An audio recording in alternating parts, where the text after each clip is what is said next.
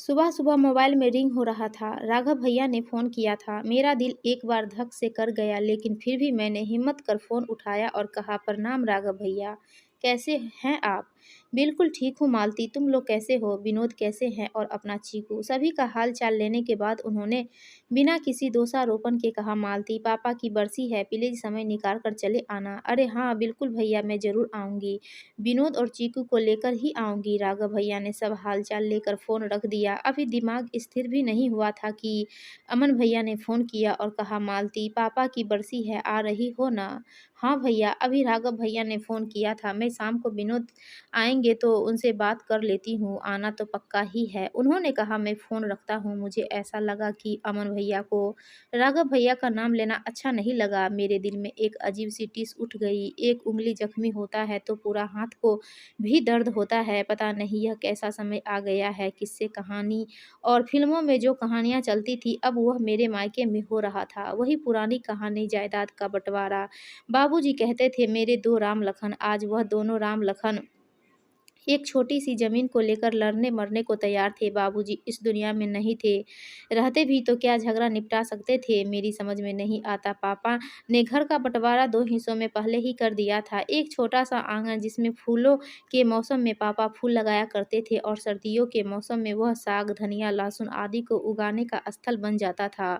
न जाने पापा के दिमाग में क्या आया होगा, उस छोटे से प्लॉट का बँटवारा किया ही नहीं। पापा ने क्या सोचा होगा, यह तो वही जाने। राघव भैया से लेकर मेरी शादी, बच्चों की छठी जन्मदिन, यहाँ तक कि माँ पापा की श्राद्ध और त्रयोदशी का भी वह आंगन ही गवाह रहा है। उस छोटे से जमीन को लेकर दोनों भाइयों के दिलों तक दरार पहुंच गई। अब विनोद मेरे घर में हस्तक्षेप नहीं करना चाहते थे, वह न्यूट्रल ही रहा करते थे। इस समय भी वह मेरे साथ चलने को तैयार नहीं थे। उन्होंने काम का बहाना बनाया और कहा, मालती तुम्हें अकेले ही चले जाना चाहिए, मैं ड्राइवर को साथ लगा देता हूँ। ठीक है, मैंने भी इतना ही जवाब दिया, क्योंकि मैं भी नहीं चाहती थी कि वहाँ की आग विनोद तक या उनके परिवार तक पहुँचे। अपने ख़्यालों में खोए मैं कब घर पहुँच गई, मुझे ख़्याल ही नहीं आया। वहीं वही घर जिसमें जिसे मैं अपना कहती थी, मायका, यही शब्द जिसका भरोसा एक ब्याहता नारी सबसे ज़्यादा समझ सकती है, आज पराया सा लग रहा था। घुसते ही माँ पापा की तस्वीर मुँह चिढ़ा रही थी।